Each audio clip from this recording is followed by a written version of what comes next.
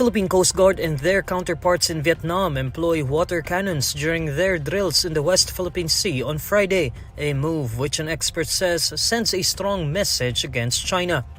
But unlike Beijing, who has used water cannons to derail the maritime operations of Manila and Hanoi, the Coast Guard of both nations employ it for fire and explosion prevention purposes. Philippine Coast Guard's BRP Gabriela Silang and Vietnam Coast Guard's CSB 8002 conducted the water cannon practice within the vicinity of Corregidor Island. Both vessels also conducted search and rescue and passing exercises in the area. According to security expert Chester Cabalza, both countries are sending bolder yet quieter message to Beijing by conducting such drills. Cabalza also says the drills serve as a lesson for various claimant countries in the disputed waterway for putting value on trust and confidence and embracing cooperation than coercion in the complex maritime security in the region. Manila and Hanoi maintain close diplomatic ties despite their overlapping claims in the maritime features in the South China Sea, parts of which it refers to as the West Philippine Sea and East Sea respectively. Both countries experience hostile actions from China, who asserts sovereignty in the entire South China Sea despite a landmark international ruling effectively dismissing its claims. Beijing resorted to usage of water cannons to thwart Manila's resupply mission in the BRP Sierra Madre in Ayungin Shoal, a move its officials said is done to prevent the bringing of construction materials for the naval outpost. China also used water cannons against Vietnam, and the latter retaliated with the same tactic. The Philippine National Police calls the reported tunnels inside the Kingdom of Jesus Christ compound in Davao City an open secret. PNP spokesperson Colonel Jean Fajardo says this was one of the factors the police are considering when planning operations to locate and battle the religious leader Pastor Apollo Quiboloy, who is believed to be inside the Kingdom of Jesus Christ compound. According to Fajardo, it may take days to search for Quiboloy in the compound, citing the sprawling 30-hectare compound and the delaying tactics used by its members. On Thursday, August 8, Davao Regional Police Director Brigadier General Nicolas Torre III confirmed that Quiboloy is hiding at the Kingdom of Jesus Christ compound. Torres said there is a plan to conduct another operation against Quiboloy, but they are trying to avoid bloodshed. Last June 10, some 100 policemen stormed the premises of the Kingdom of Jesus Christ compound to serve the warrants of arrest against Quiboloy, but they were prevented by its religious members from entering. Fajardo recalls that there was a deliberate attempt to derail and delay the service of warrant against Quiboloy, noting that sirens were also heard in the compound during the June 10 incident. According to Fajardo, the police have established checkpoints near the compound to prevent the suspects from leaving the area. Fajardo also says authorities are closely monitoring the movement of Quiboloy's air assets. The police spokesperson also notes that one of Quiboloy's private planes was covered by the freeze order of the Court of Appeals.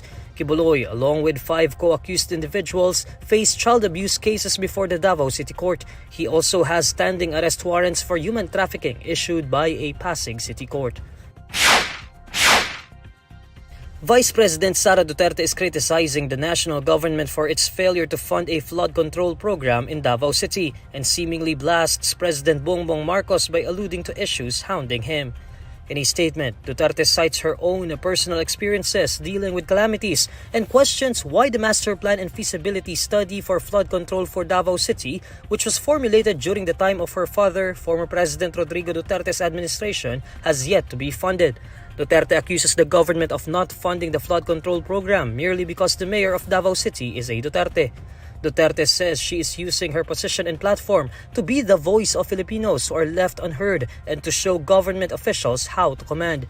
In the same statement, Duterte points out what leadership is about, stressing that Filipinos deserve better. Duterte further says that leaders should not be motivated by cash, cocaine, or champagne, and most certainly leaders should not be made to hold champagne glasses. While Duterte does not explicitly state any names, the vice president seems to have cut her ties with Marcos after quitting her position in his cabinet as education secretary and not even attending the president's third State of the Nation address last July. Senate President Cheese Escudero finds Vice President Sara Duterte's rant against the government perplexing, noting her father's alleged failure to address some of the issues during his term. Escudero says Duterte's actions were not surprising following her resignation from the cabinet of President Bongbong Marcos, who was her running mate in the 2022 elections under Uniteam. The Senate President says the Vice President's criticisms, specifically on the Marcos administration's lack of a master plan against flooding, is somewhat confusing. Escudero explains that former President Rodrigo Duterte did not come up with one such strategy during his 6 years in power. He adds that flooding has been a long-time problem in the country, and if there was a project that was initiated before, the government should have been implementing something now. Escudero further points out that Duterte, being the country's second highest official, has the platform to suggest or execute tangible solutions to problems rather than just call attention to issues. Sara Duterte has pointed out that the government itself admitted that there is no comprehensive flood control master plan. Some lawmakers from either the Senate or House of Representatives have also called out Vice President Duterte for her statements. Meanwhile, Senator Amy Marcos defends Vice President Sara Duterte on her remarks against the government, saying that Duterte's sentiments reflect the aspirations of all Filipinos. She adds that criticisms on the government won't be helped because there are still areas for improvement. Various groups are calling on the Insurance Commission and Land Transportation Office to increase the insurance for vehicular accidents to ensure the safety and well-being of motorists and victims.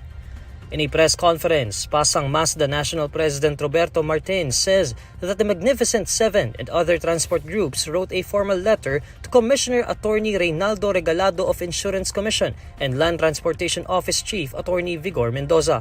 Alam natin araw-araw i-accident.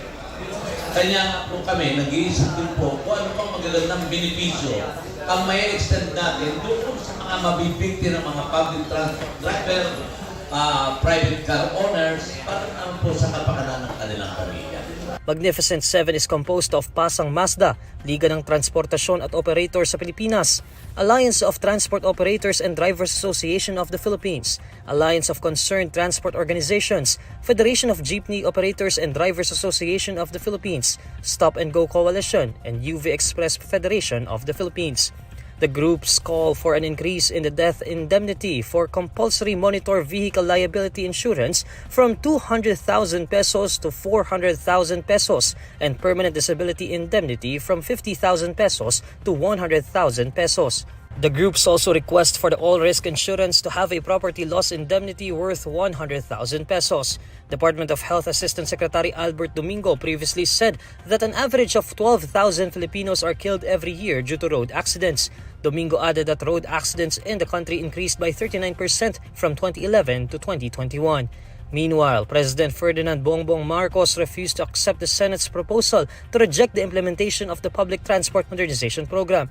The President said that more than 80% of jeepney operators and drivers already consolidated their transport units.